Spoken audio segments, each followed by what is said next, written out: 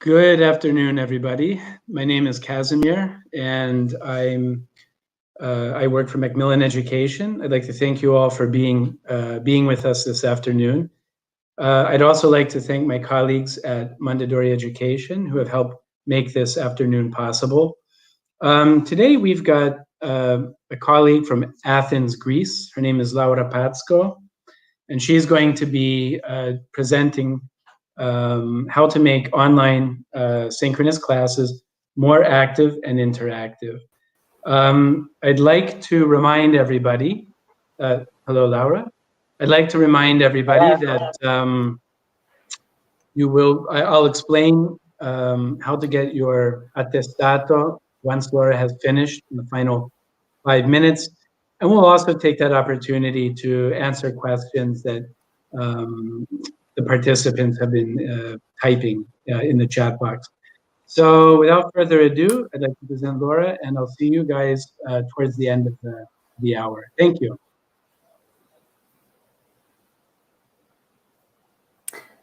Well, thanks, everybody. It's a pleasure to be here.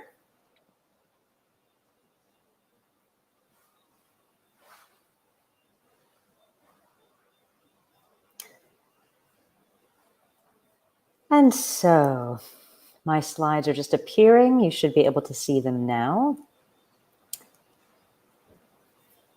This is the topic of our webinar today, is making our online synchronous classes more active and interactive.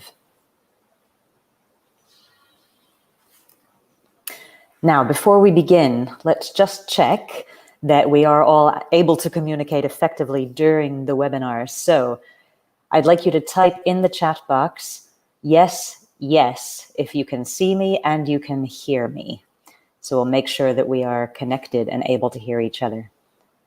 So can you all see me? Can you all hear me? If the answers are yes, please type yes, yes in the chat box.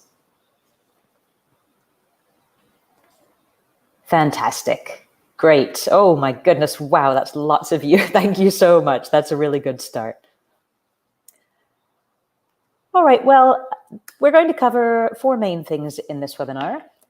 Before we begin, I just want to say thank you to Casimir and the Macmillan team and to Luca as well for hosting me, for inviting you all here. So Luca from Mondadori, thank you very much for your technical support and helping. And Casimir, thank you for the introduction.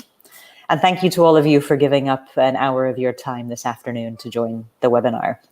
We're going to start just by talking a little bit about some of the new challenges that we're all facing when we're teaching online. Then the majority of the webinar will be talking about why should we make things more active and interactive, and particularly how. So we'll try to keep things quite practical. We'll do some activities together so that you can feel how your students would feel if you were using these activities with them. And we'll finish with time for some questions and answers and possibly some ideas sharing, because of course, a lot of us have been doing some online teaching for quite a while now, and we may have learned some things that work particularly well, and we want to share them. So, just in case, if we have any technical difficulties and I disappear, because it happens sometimes, the most important thing is don't worry, don't panic. These things happen sometimes. It's unlikely, but they do happen. So if we have any tech problems and I disappear, just get up for a moment, walk around, stretch your legs. Luca and Casimir will be helping to fix things and get us going again. And if I'm still not here, when you come back from stretching your legs, just have a seat and Casimir will take over temporarily. He has a task for you to do, but hopefully that won't happen. So if you're ready, let's begin. First and most important question is, what are we doing? What are we all doing here? It seems perhaps obvious, but I think actually the answer isn't completely obvious. There's a concept that we're all doing online teaching, but online teaching is a whole field of education in itself. And at the moment, a lot of us have found ourselves delivering our courses online because we have to, not because that's a career style or career path that we've chosen, but because we're forced to be online. And I saw this headline a few months ago now and thought it was really appropriate that, in a sense, we're flying the plane while building it. We're still working out a lot of the details of how to make our courses really effective and how to keep our students engaged and how to recreate a lot of the effective approaches and methods and activities that we've been using for years in our physical classrooms. And that's a really hard task.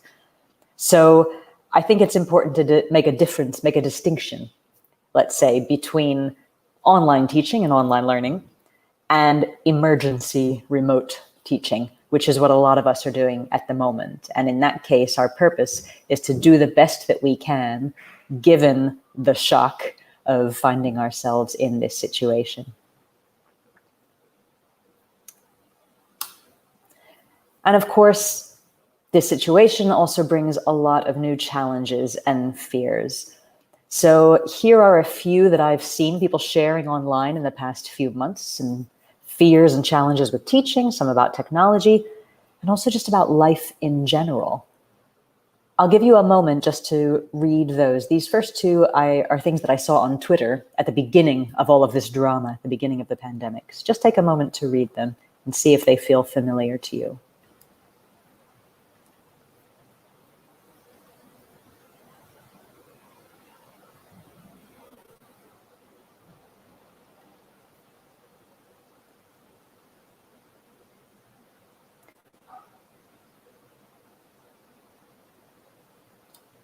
So of course, there's always this fear from a teaching perspective that we have a classroom full of students online and we think, are they paying attention? Are they there? You know, I have 30 children maybe on my screen. They're so small. Some of them don't have their video. How do I know that they're engaged? And then in terms of technology, of course, we have all kinds of potential difficulties to do with the microphone, the camera, the mute button, the quality of the connection, the visibility of our slides, our resources, and so on. So these are perfectly understandable challenges and fears, but they are things that we have to deal with if we're going to continue teaching in this way and not burn out, not feel, frustrated that we're not doing our best job, because we all are trying really hard at the moment. And then, of course, there's the background of life in general. It can be really challenging if you've had a difficult day at work and, you want to see a friend and give them a hug, but you're not allowed to do that at the moment. This is a very strange world that we're living in where that's not an option.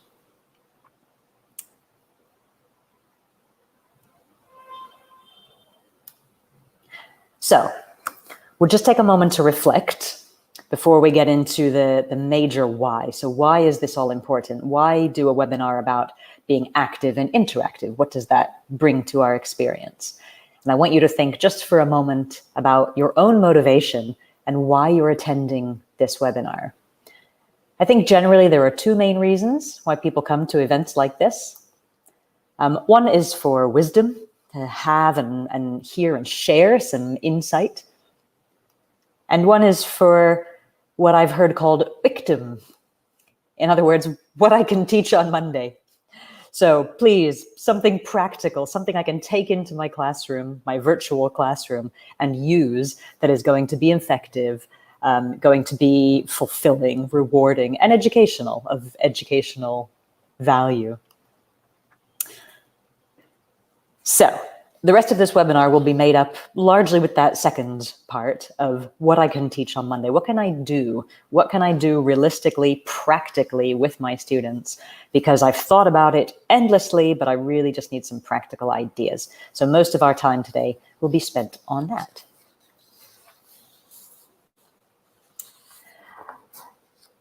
So just to get to know each other a little bit, I'm going to ask you to use the chat box for this. I'd like you to just quickly estimate by the end of today. So just today, focus on one day, Wednesday, 21st of October. How much time will you have spent sitting and looking at a screen by the end of today? And I want you to include time spent at a computer, watching TV, or looking at some other screen, a mobile phone or a tablet. So just to estimate in hours or minutes, and type your answer in the chat box. By the end of today, how much time will you have spent sitting and looking at a screen? Let's see, our lowest currently is 4 hours. Our highest is 8, 9, 12. Oh my goodness. 12 hours by the end of today.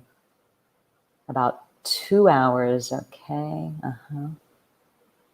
So our lowest is currently 2, our highest is currently 12. Lots of people sort of between 5 and 7, 20 hours, oh my goodness. By the end of today, that is an incredibly long time. 2 hours, okay, 1 or 2 hours. Okay, so quite a range. 4 hours, but it's my day off work. So maybe that's watching TV, maybe that's planning lessons. So let's say, just looking at this, we're looking at about a common amount of about 5 to 7 hours. So that's about a quarter of our day, a quarter of our 24-hour period, which is a long time looking at a screen. And I think we're all really feeling that. I know, speaking to other people who have been teaching online for many years, so this wasn't a shock to them, they've learned strategies to break up their screen time because they were aware of just how draining it can be to be sitting and looking at a screen for such a big part of every day. But for a lot of us who are coming to this new, we might be feeling that our lessons and our days are not especially active and interactive. You know, we're doing our job, we're doing our best, but we're sitting down for a long time looking at a screen, and that can be a problem. And we're going to look at why in just a moment. First, top tip.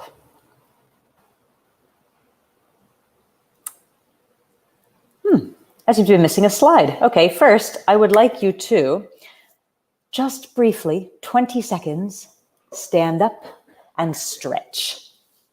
Okay, I'll do the same. I'll count for you. So 20-second quick stretch. You ready? Here we go. Very quick stretch. Stretch your arms, stretch your legs, stretch your fingers. Don't type on the keyboard. Okay, 10 seconds left. 10, 9, 8, 7, 6, 5, 4, 3, 2, and 1. Great. Okay, and when you've had a really nice stretch, then have a seat, because we've already been sitting for 15 minutes. And if you arrived at the webinar early, you've been sitting even longer, which is quite a long time for some people. If you imagine a lesson is 45 minutes long, that's a third of the lesson sitting down. So my top tip would be to incorporate this kind of thing occasionally for your own sake. It's only 20 seconds, and for the student's sake. And just to remember that, of course, this won't work with everybody. Some learners might resist this idea of standing and stretching when they don't see any reason, they don't see a connection to language learning. But we're going to talk about reasons in a moment. So I would say include this kind of thing if you think they need it and if you think they'll actually do it. So particularly if you're teaching, young teens, or maybe some students who are a bit tired or a bit, stubborn. If you think that they are resistant to just stretching for 20 seconds, then you can still integrate some physical movement into an activity itself. Which brings me to our why question. So why does this matter? Why stand up and stretch for 20 seconds? What's the point? It's only 20 seconds.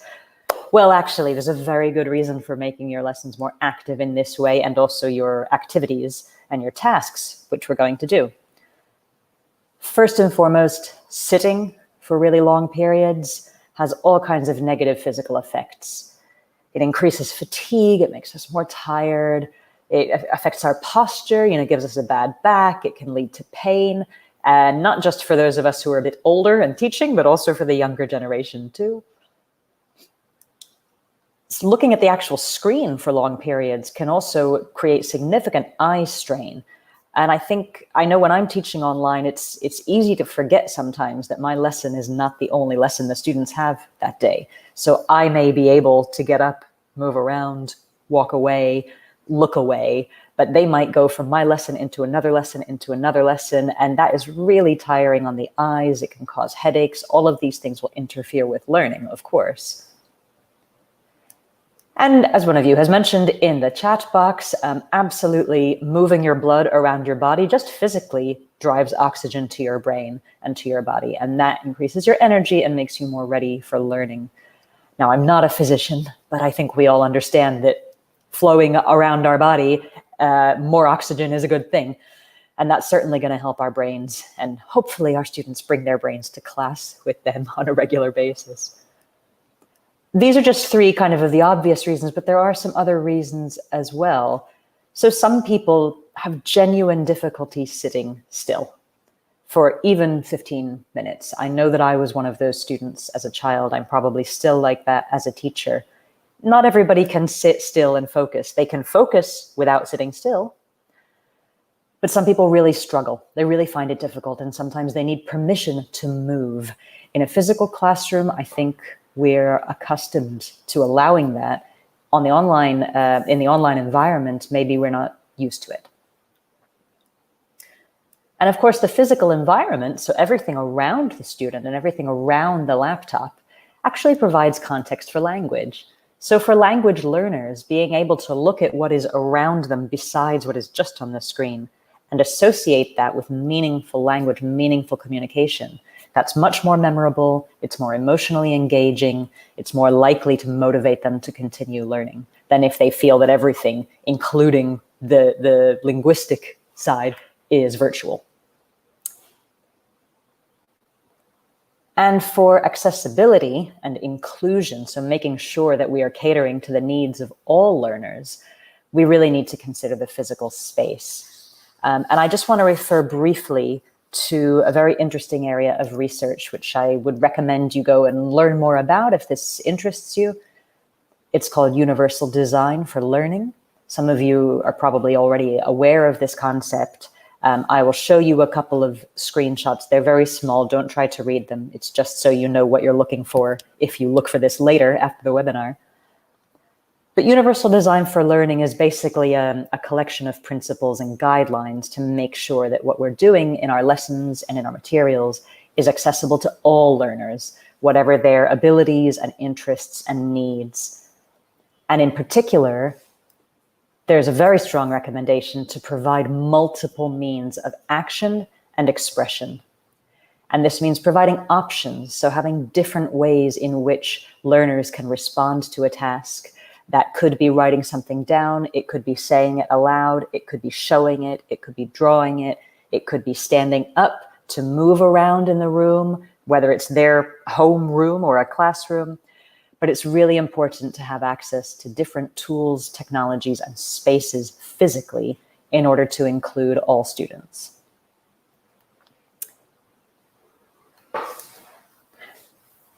So I'll just quote briefly from these principles, which is that learners differ widely in their capacity to navigate their physical environment. And that means that different learners have different optimal means for navigating through information and through activities. I know that some of you are saying in the chat that you're not able to read the slides. The previous slide, don't worry, there's a lot of text. I don't expect you to read it. And the slides will be available to you after the webinar, so you can get all of these links and you can go and read them in your own time. So don't worry if you're not able to take notes at the moment of all the links, that's okay.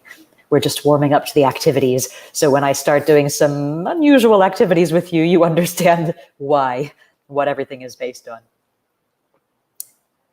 So what we're looking at is providing alternatives, alternative ways so that learners can respond at different rates and timings and speeds. So they can also respond in different ways physically or verbally or visually. Maybe they can use the keyboard to type. Maybe they can use buttons. Maybe they can draw something and hold it in front of the camera, etc. And equally, some activities will need a pen and a pencil. Some will need a mouse. Some will need neither. And you'll see these principles in all of the activities that we're going to try.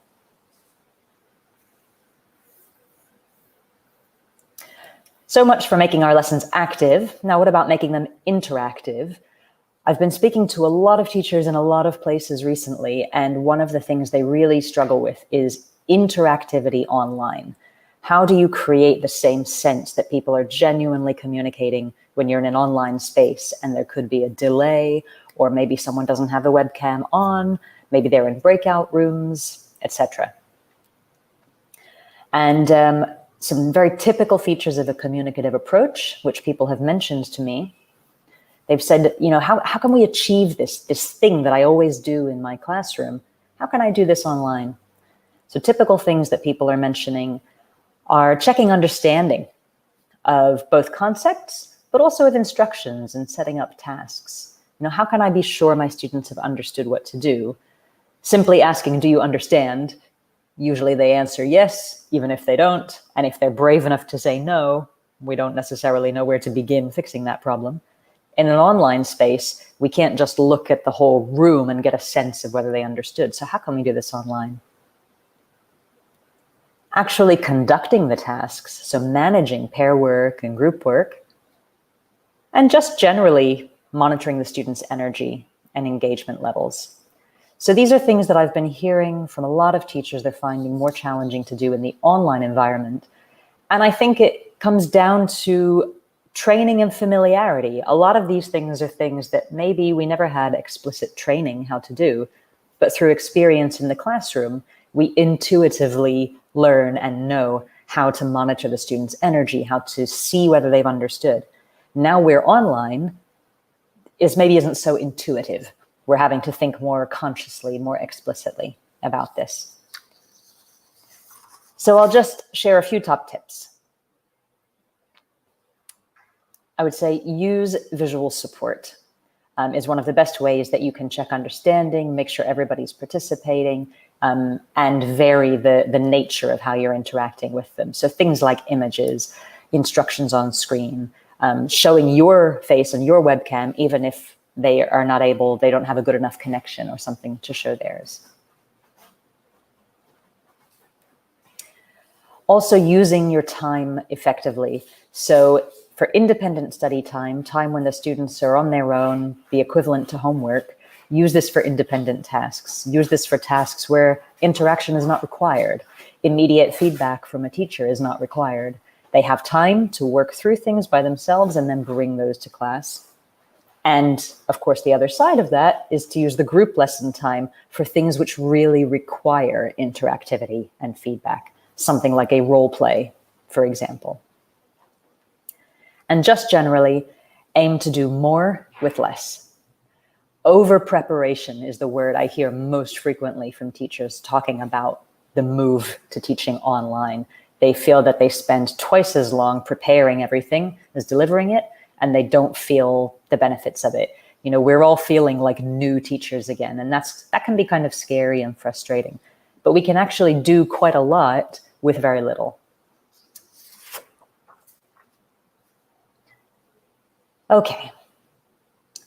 For anybody who needs it, quick 20-second stand up and stretch or get a drink of water. That's what I'm going to do, so I've been using my voice. And then we'll begin with our activities. So just 20 seconds.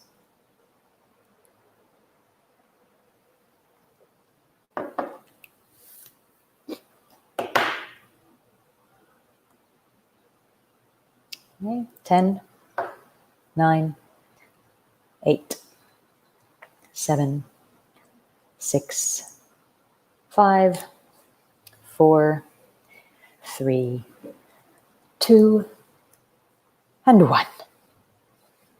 Okay, so refreshed and ready to begin, I hope,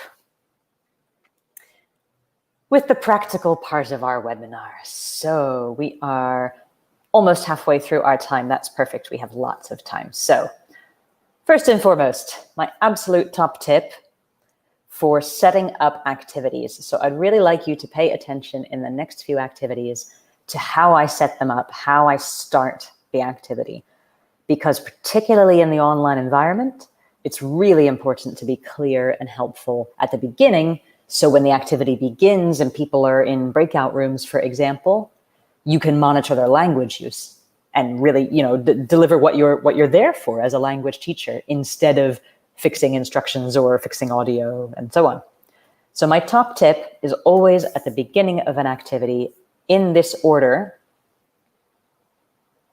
First, explain the task, and importantly, give instructions both verbally and displayed on the screen. This is something when I was training as a teacher years ago that I was advised not to do. They always said, give the instructions verbally, the students need to practice their listening, don't give it written down or they won't listen to you. The problem with that, of course, is that for the majority of the lesson, we expect them to be learning and practicing listening. Right now, we just need to make sure they understand what to do. So it's not really listening practice at this point. It's task setup. There is a time and a place for that practice. It's really important now that they just know what to do. If particularly you're teaching a low-level group and you want to explain in the first language, fine. The important thing is they start the activity confidently knowing what to do, and doing it both verbally and on screen addresses what I was saying before about being inclusive, making sure that everybody is able to process the instructions. Perhaps they're a slow reader or not a confident reader and they need to hear it at the same time. Perhaps there's a lot of background noise and they're studying from home and they need to see the instructions on a screen because they can't always hear clearly, etc. So particularly in an online context, try to provide your instructions in both mediums. Once you've explained it, demonstrate. Super helpful in any context, but again, particularly online, where you can have all kinds of tech issues, where people sometimes feel a little bit more isolated, a little bit more disconnected from the other students and the teacher. Having a personal demonstration makes it feel much more inclusive, much more like you can understand what you're asking them to do because you're demonstrating it with them. We'll do this together. And finally, check the students understood. And only after those 3 steps are they ready to do the activity. So remember that I can't see or hear any of you, and there are a lot of you for me to organize. So hopefully in the next few activities, you'll see how important it is to set up tasks as clearly as possible. So let's do an example. This is our demonstration. So I'll explain and then I'll demonstrate. Here's your explanation. This is an adaptation of a classic communicative activity. So on the left here, you can see a find someone who, this classic activity that you would use in a classroom. This particular example is designed to practice a grammar point, the present perfect simple and the present perfect continuous. In a physical classroom, students would move around, talk to lots of people, continue discussion, etc. In the online environment, I've adapted this into what I'm calling a find something which, instead of a find someone who. So this activity also practices this grammar point, but students need to get out of their seats because they're going to move around their physical environment and find something and bring it back to show you on the webcam. There's my explanation. My demonstration. Here's the first thing on my list. Find something which, and this assumes that you're at home, something which you've never liked, but you keep in your house anyway. So, okay, I've adapted this for you as an audience of teachers. You might use something different with your students. I'll give you an example from my home. So if I was given this activity, I would go and take a tea bag. So I hate tea. I've never liked tea. I keep it in my house anyway, because when friends and family come and I offer them coffee, they often want tea instead. And so I keep it. I've never liked it, but I keep it in my house.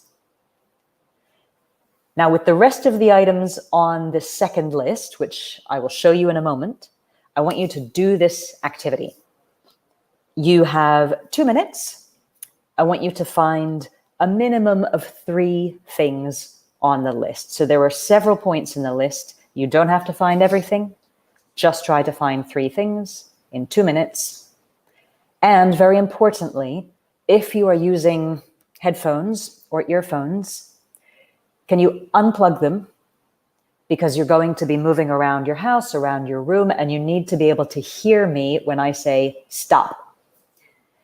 If you think that you won't hear me for some reason, then maybe just take a phone or a watch and set an alarm now for 2 minutes.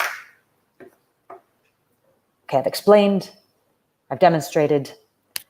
Ordinarily now I would check with my students, for example, how long have you got? They would say 2 minutes.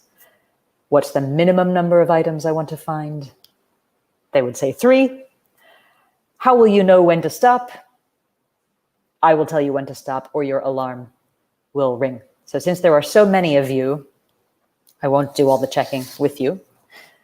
I hope you're ready. Unplug your earphones. And here is the rest of the list.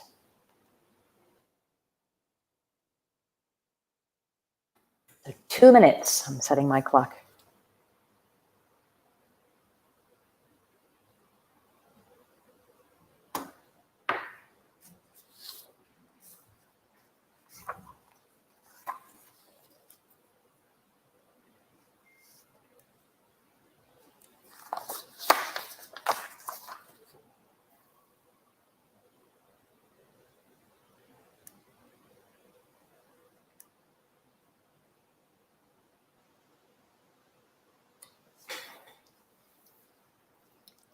Okay, so everybody should be up and moving, finding 3 things on this list.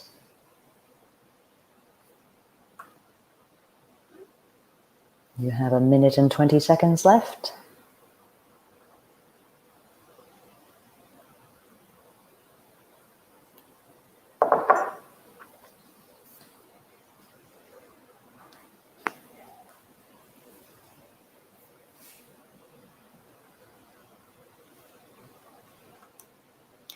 One minute left. If you've already found 3 things, try to find 1 more.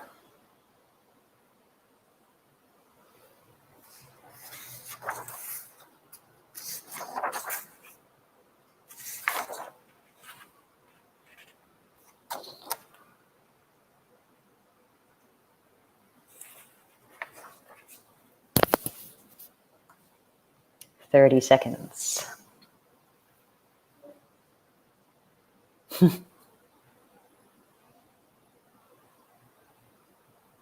Ooh, broken your arm. Dear me.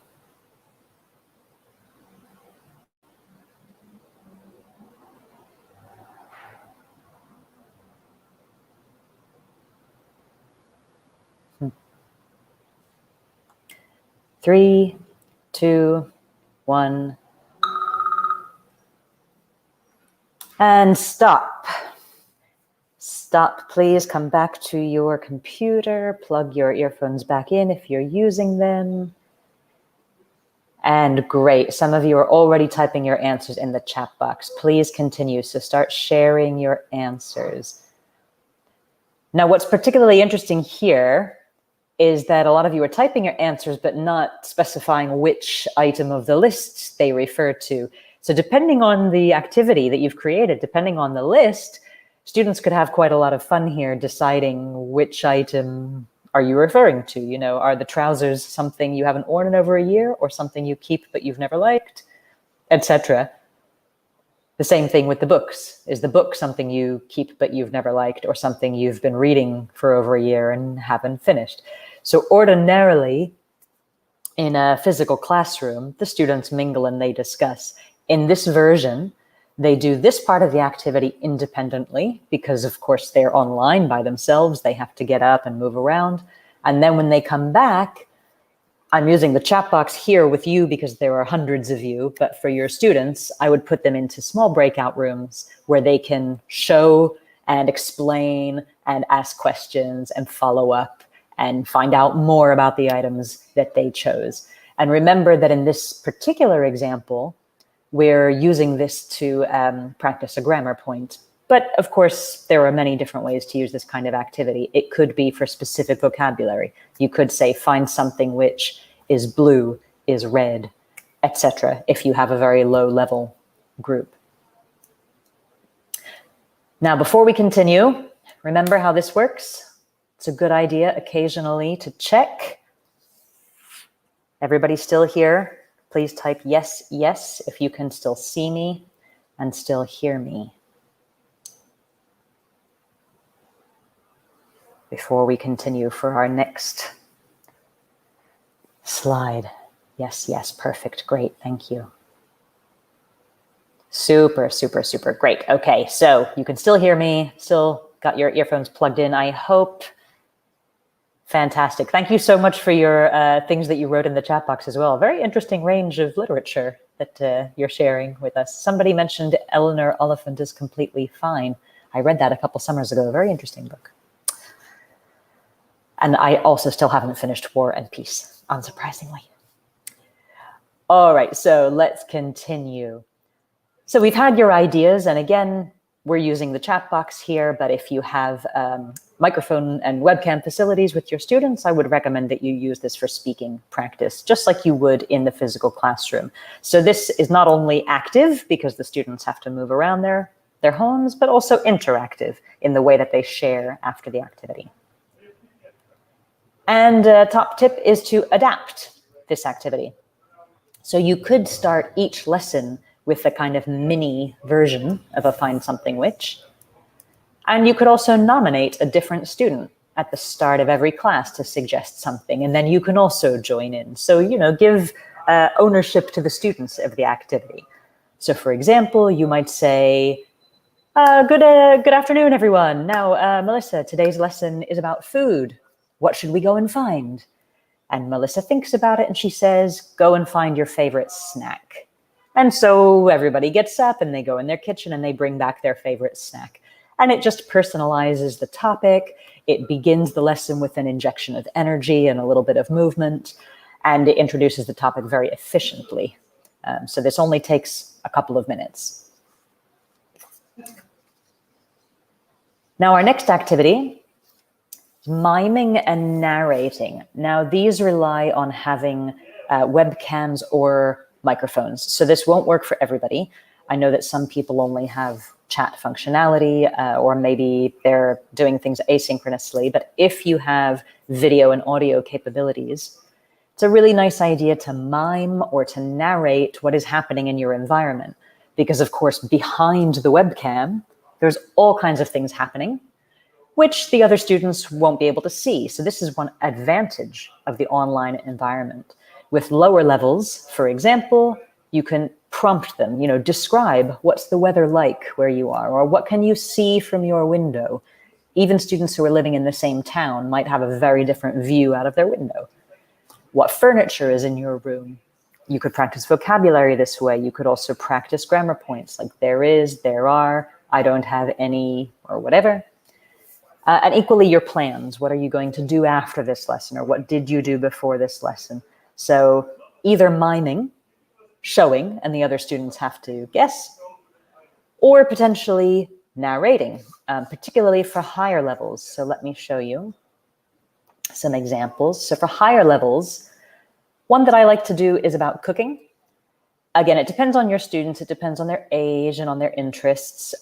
With older teens, certainly, I think this would be possible, but even with younger learners, some example of how to cook a dish, either just miming or realistically sharing, showing. You know, a lot of us are sitting in our kitchen to do online teaching. So you could have somebody miming, demonstrating how to cook a dish, and the others guessing, now what are they cooking? What are they making? Looking at the tools they're choosing or the ingredients. And you can also do this in different ways. So you can do it accurately. Maybe one student demonstrates and the others ask questions. You can also do it quite creatively. So as I suggested, one student demonstrates silently, only miming, and the other students are commentating. This is a really nice activity for present continuous practice. So he is making porridge. He is adding milk. He is stirring. He is using a spoon, or, you know, whatever they can think of, whatever they can see. And it's a very nice open-ended activity where the students are able to use any language they have to express what they're seeing.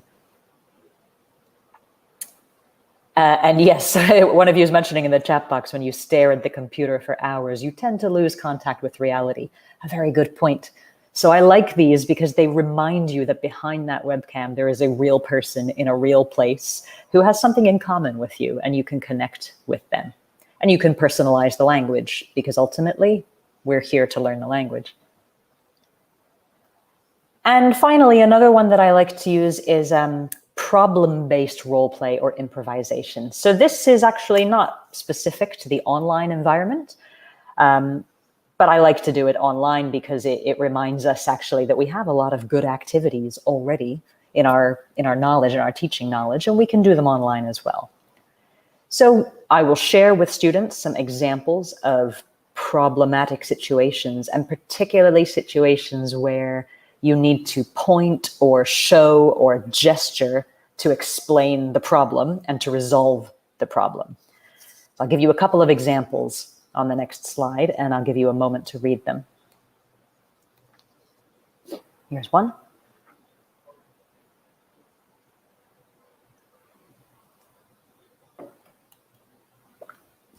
Here's two.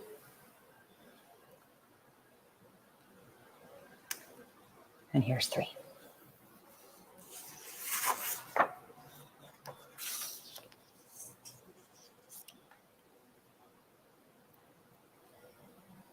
So these kinds of problematic role plays are really useful for practicing functional language. And again, this is about keeping in touch with reality. So showing the students that the language that you're teaching them, the language work that you're doing, is relevant to real life situations like this, ones which are maybe a little funny, a little embarrassing, and you can practice functional language like apologizing, explaining, forgiving, oh, don't worry, it's okay, it happens all the time, or, whatever comes up in their role play. This is an element of improvisation. So if your students really enjoy drama, this is a really nice way to remind them that even though things can feel disconnected and impersonal, actually language is just about overcoming problems, and this is one way they can use it.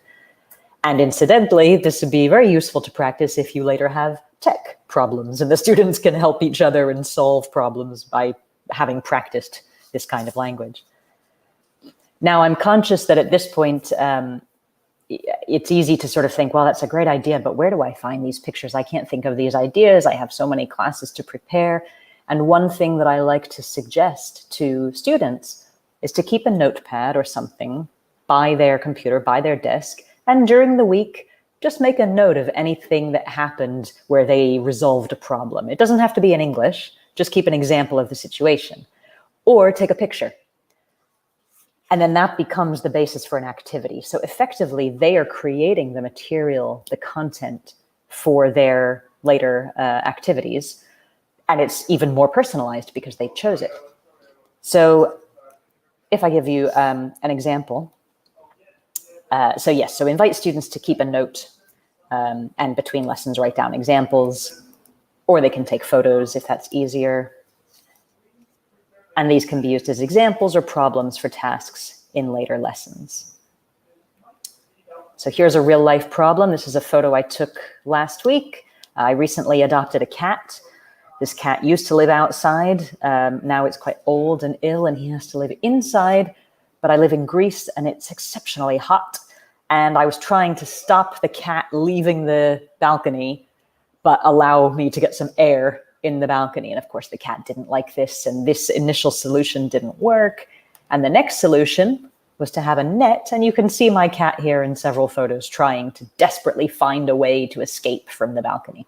And I'm happy to report that he still hasn't succeeded, I hope. I'm actually in the office now. He's probably at home plotting his escape.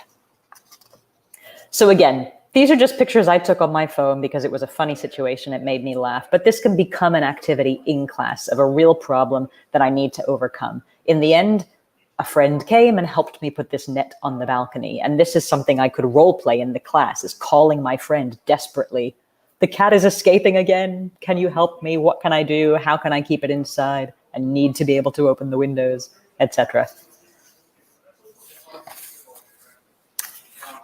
Okay, we've got 2 quick activities left. So this one is labeling and remembering. Now, hopefully, somewhere near you, you have some of these sticky notes or small pieces of paper. If you have them, great. If you don't have them, don't worry. But if you have some nearby, please take them now. You're going to need them. And just check that your pen or your pencil works, okay? Because you're going to write and make some labels. This is how it works. I will tell you a word to write.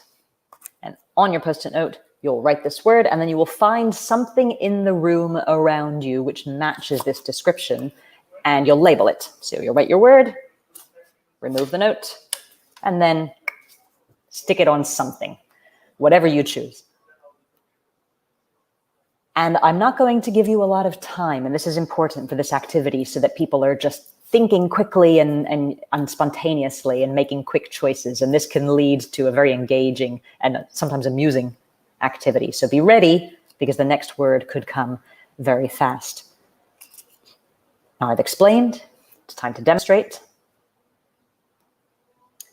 Your first word would be painful. So I'll write painful on my note. And then I remove the note and I look around the room and I think, what can I stick it to? And I'll show you an example if I can. Maybe you can see down here a little dog asleep on the floor. Oh, poor dog. He's actually got a problem with his foot at the moment. So he's been in a little bit of pain. That would be what I would associate with painful. Now, I probably wouldn't stick my note to the dog, maybe just next to him. But the point is to make an association with something in the room, anything in the room, you know, make a meaningful association with this language. So you're going to do the activity yourself. Now, I hope you are ready. So we've done our demo. Get your Post-it notes ready, and remember to unplug your headphones, your earphones, so that you can hear me when I say stop. All right. Your first word is creative. Creative. So write it on a Post-it note, move around, find something you associate with this word and label it.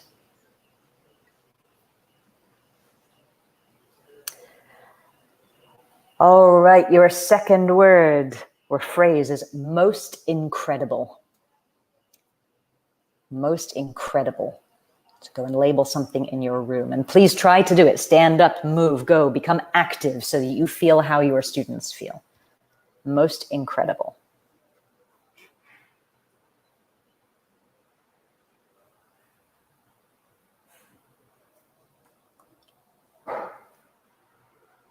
Okay, next is most interesting. Most interesting.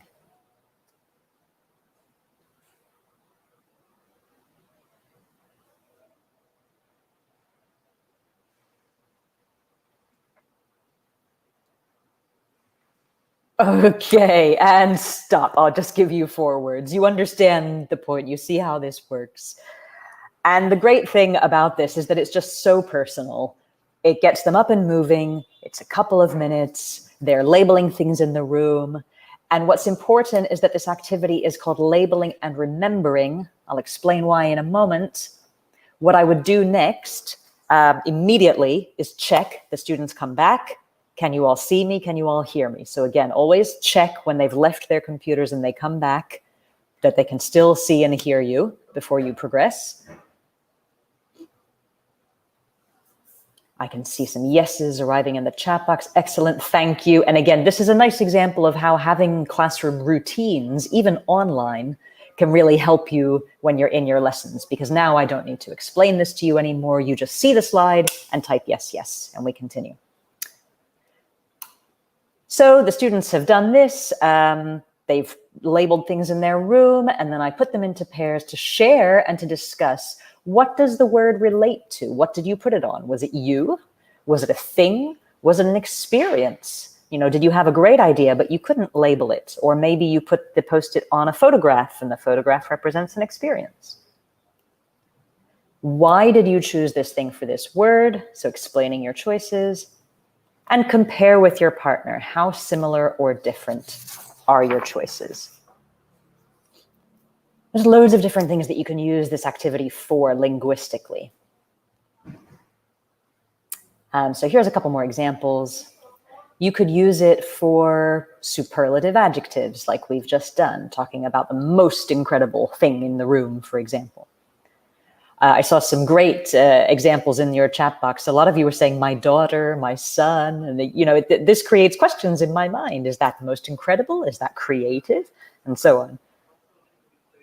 You can also use it for physical attributes, again, particularly with low levels, colors, shapes, materials, sizes. So you could say, find the biggest thing in the room, the smallest thing in the room, something bigger, something smaller, etc. Particularly making emotional associations with the meanings of words, which research shows is more likely to help you remember the word in the end, if you've connected to it emotionally. And potentially you could use it for students' names. This is a nice thing to do at the beginning of a course, and you can follow this up in the next lesson. So let's say, for example, I have a student, he's called Mauro, he writes in a journal every day, and the teacher calls out the name Mauro, and I write it on a post-it and I put it on a journal in the room, and I think, yeah, that makes me think of him. So again, for higher and for lower levels, it just depends on the language that you're working on. But the important thing is that because you are using the physical environment, you have unlimited possibilities of what they can label. It can be very simple. Even if you're teaching just the alphabet, you can say, okay, A, and they write the letter A, and they label something in the room that begins with A. Or for higher levels, you could give them a full sentence or a phrase, something which drives me crazy. And they have to go around the room and they label their dog or something. So my top tip for this activity is just to notice its name,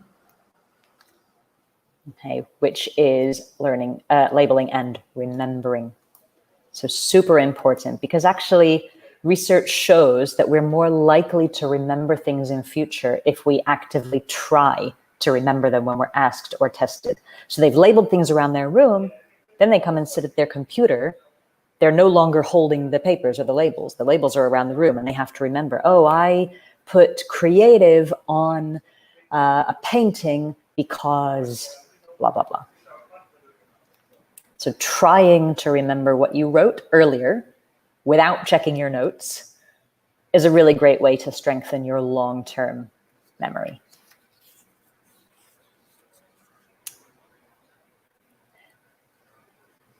Okay, and the last thing we're going to demonstrate, very briefly, is something you can do with audio, with listening activity. This is called stand up and sit down. I give the learners a range of words. So this is actually something for very low level learners, but the principle can be used for any audio, any level. All you do is select 3 words from the audio plus 1, which is not in the audio, but they don't know that yet. They don't know which is which. You play them the audio, and they need to identify the words as they hear them by standing up and sitting down. So there's a little bit of a physical boost. As they're listening, they stand up and sit down when they hear one of these words. And when they're finished, the only word they didn't hear, they circle. The idea that one of the words is not there is really important for making sure they actually do the activity, because of course you can't see them all, you can't monitor them all like you can in a physical classroom. So I'm going to show you an example from the Bebop course, which is for young learners, but this is completely adaptable to other courses, other levels, because the principle is really that simple. You select some words, add one which is not there, and you play the audio. So here you've got 4 words, and I'd like you to please write these down or take a screenshot, because when I show you the video, the words will not be visible. So you need to be able to do the activity without looking at your notes.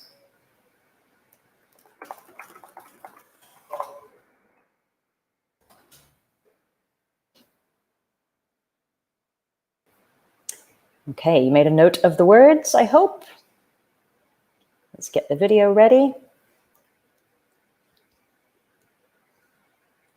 Okay, so remember, when you hear a word, you stand up and sit down. You don't need to write anything. You just hear it, stand up and sit down. When you're finished, you'll identify the one word which you didn't hear.